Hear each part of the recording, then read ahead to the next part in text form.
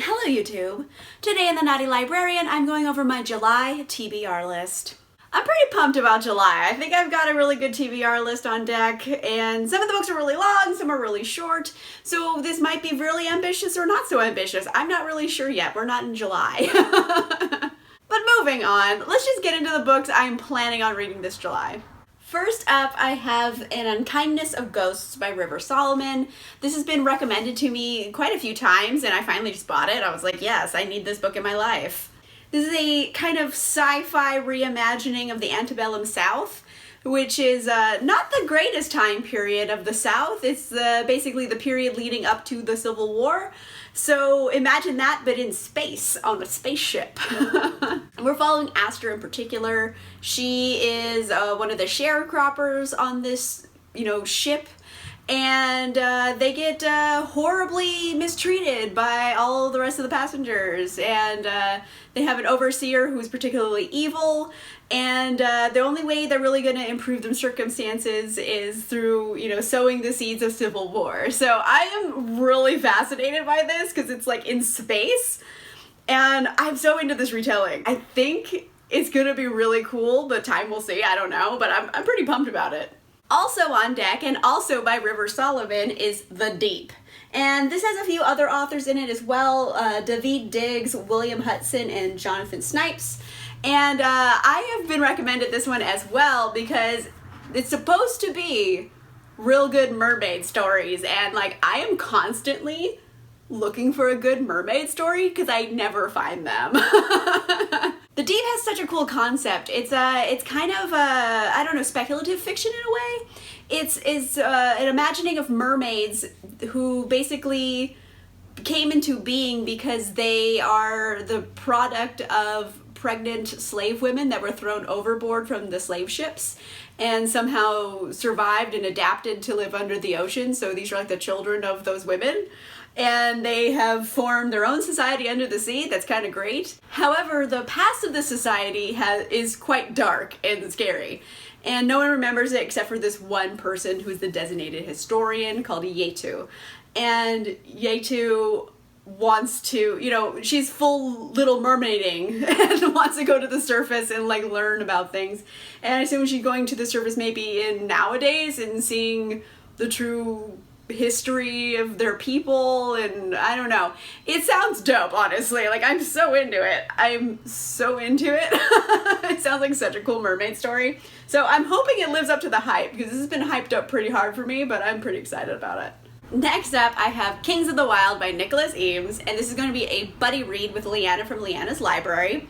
And we're kind of just started a book club, and so we're going to do live shows at the end of every month. So this will be towards the end of the month of July on Leanna's channel, so hopefully you guys can come tune into our discussion on it. But it looks really cool. It's like a fantasy warrior book, and it's about this gang of warriors, and they were the shit, and they've disbanded over the years until circumstances arise where they need to get the band back together and commit mayhem across the land. I'm really excited about it. It seems like it's gonna be really funny. Someone commented in the video I hauled this in and said it's kind of like the fantasy version of Spinal Tap, and I was like, oh my gosh, I need this in my life. So I'm pretty pumped about this one. It is a buddy read, and I'm excited. I think it's gonna be really good. Also on deck is Real Men Knit by Kwana Jackson. This is a debut, and I've been really wanting to read this for so long, and I just sucked and I hadn't got around to reading it, but I'm doing it now, so that counts for something. So it's a romance between Jesse and Kelly. Jesse's mother owned this knitting shop, and I think the mother passes away, and Jesse wants to continue the knitting shop in her honor, so he turns to Kelly, who's an employee of the knitting shop, and sparks fly. So it's a knitting-based romance. I've heard mixed reviews, honestly, so I don't know how I'm gonna feel about it particularly, but I'm always going to books hoping for the best, so that's how I am right now, and I've been really wanting to read this for a while, so I'm excited to see what my thoughts are going to be. I'm also going to read The Silence of Bones by June Her. So this is about a 16-year-old girl named Sol. She is kind of indentured to the police force, so I'm assuming this is like a police state kind of world.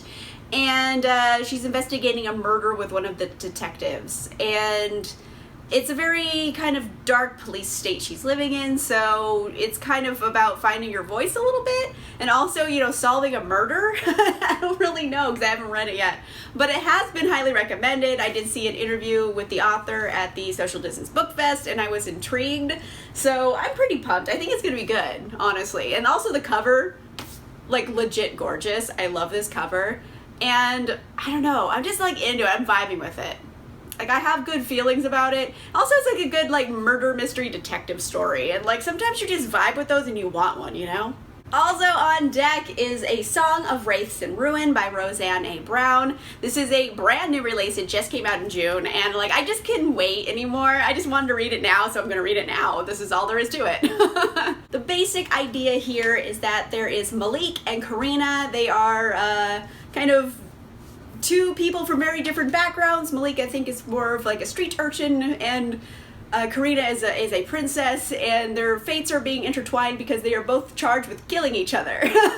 So I'm just gonna say it now that I think the idea of a meet cute is out the window. I'm just gonna put it out there, but it's gonna be a really interesting fantasy world, and I don't know, I've been so pumped about this book for so long that I just needed it. I needed it in my soul. I wanted to read it now, and I kind of like this unlikely relationship forming between two characters who are like tasked with killing each other. Ooh, like the tension. I'm like so into that trope. Like, you both have to kill each other, but now kiss. Like, I'm so into that trope. So I'm pretty pumped about this one. It's happening in July. Also on deck is Felix Ever After by Kacen Callender. This book has been intriguing to me for quite a while, mainly because, hey, it's kind of a bold statement that they actually have a trans masked character on the cover, which is super cool.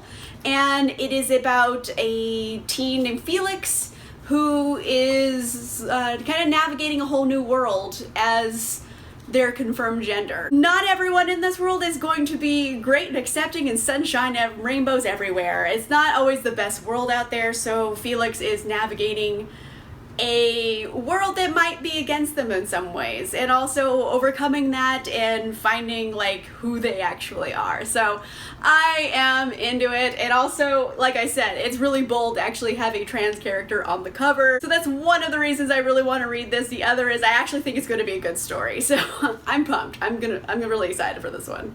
I'm also going to read The Ballad of Songbirds and Snakes by Suzanne Collins, and like, I don't know how I feel about this one. I just want to get it over with, which sounds bad, honestly, but I have it. I just want to read it already.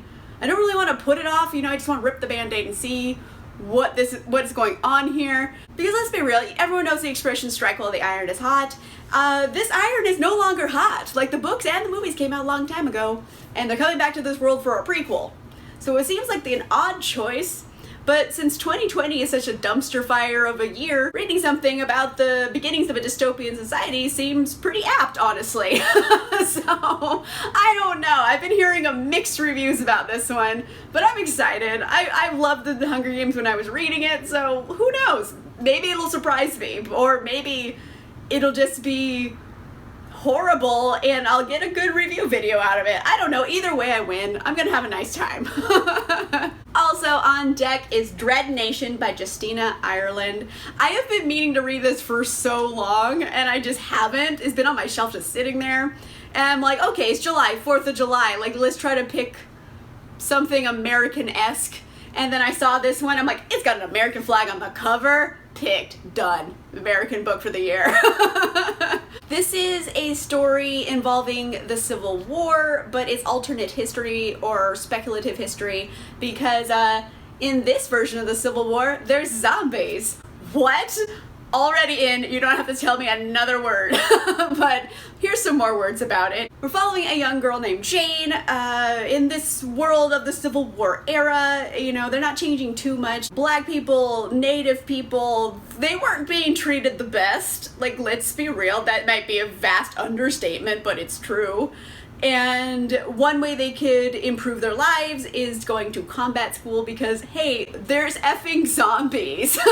So we're following Jane, who is trying to have a better life. She's finishing up like combat school, and that's one way to like elevate her station in life. And she doesn't really necessarily want to be in charge of fighting zombies, but a girl's gotta do what a girl's gotta do.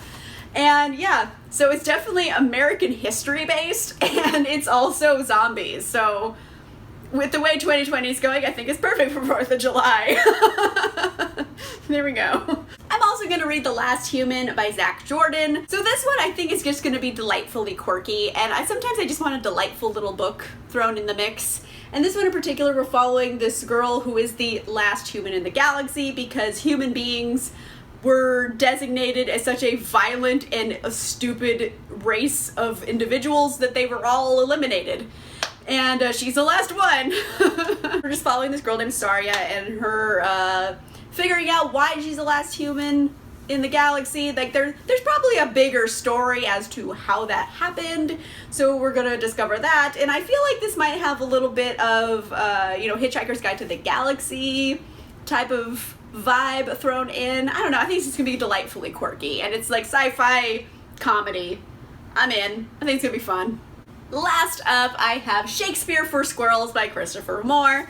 Again, this is just gonna be adorably quirky, and I just wanted something fun and light and quirky to read. I've pretty much read everything by Christopher Moore. I love his books. They're just delightfully quirky. And this book is the 3rd book of this series. We're basically taking a jaunty romp through Shakespeare's plays from the perspective of a fool named Pocket. And he goes throughout these plays and he kind of interacts with the characters and gets into these worlds with like hilarious consequences. And this one in particular, it is Midsummer Night's Dream he is stepping in on, and I am in. Like, just tell me it's a very sarcastic jester fool character popping in out of other stories into other stories, and now he's in Midsummer, and I'm like, yes. Like, I don't need to know a single thing else about the plot. I'm already in. Like, I'm hooked. And I do actually recommend the series. The first book is called Fool. The second book is called The Serpent of Venice. And it follows King Lear and Merchant of Venice, respectively. And I do recommend the series. They're really fun, especially if you like Shakespeare and sarcasm. They're it for you. You're gonna love them.